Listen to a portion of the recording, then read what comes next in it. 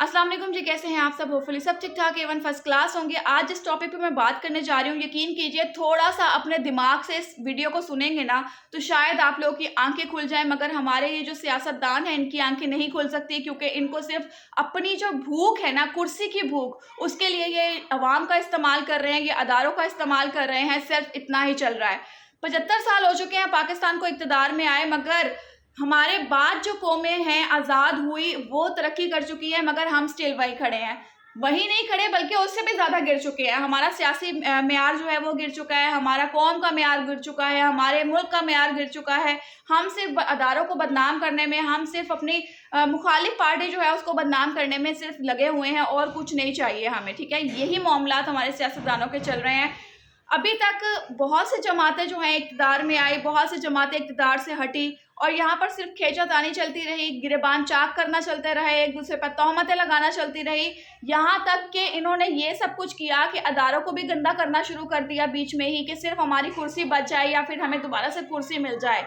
कुर्सी की भूख ने हमें अंधा कर दिया, मगर हमने इक़्तिदार में रहते हुए गरीब आवाम के लिए कुछ नहीं सोचा।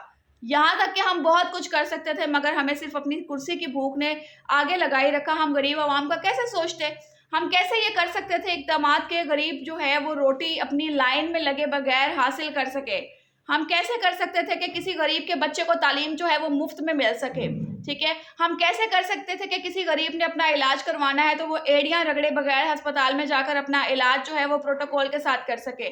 नहीं, हमें ये सब कुछ नहीं करना है, क्योंकि हमें सिर्फ अपनी सीट के बारे में सोचना है, हमें सिर्फ अपने इक़्तिदार के बारे में सोचना है और हमें कुछ नहीं सोचना। और हम अपना गंदा मलबा जो है उसके सारे गंद जो हैं अपनी जो अदारे हैं उसके ऊपर उड़ेल देते हैं। हम ये कहना शुरू कर देते हैं, हम इक़्तिदार की चीखें लगाते हैं, मगर हम ये कहना शुरू कर देते हैं एस्टैब्लिशमेंट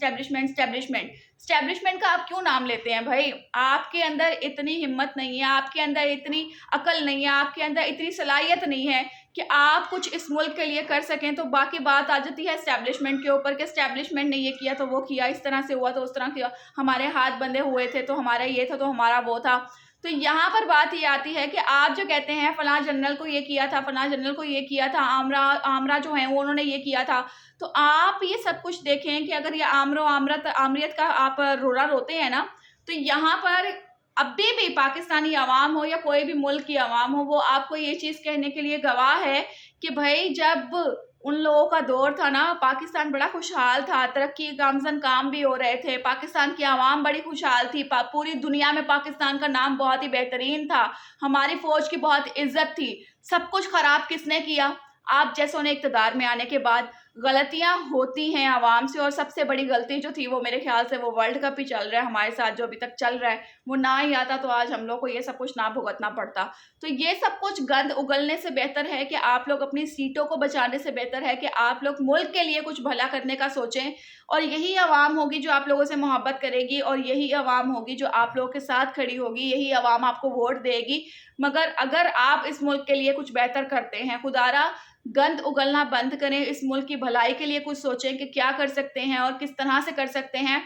आपस में इख्तिलाफात करने से कुछ नहीं होने वाला। बाकी ममालिक में भी जमातें आती हैं, जमातें जाती हैं, मगर हमने कभी ऐसा नहीं सुना कि एक वज़ीर आज़म उतरता है तो दूसरा वज़ीर आज़म जो है उसको गंद उगलना शुरू कर देता है। कभी ऐसा हुआ है?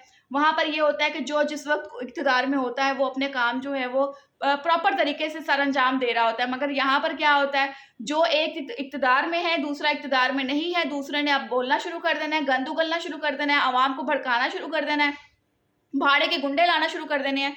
ये तमाशा पाकिस्तान में चलता रहा तो यकीन कीजिए पाकिस्तान की उम्र जो है वो बहुत कम है।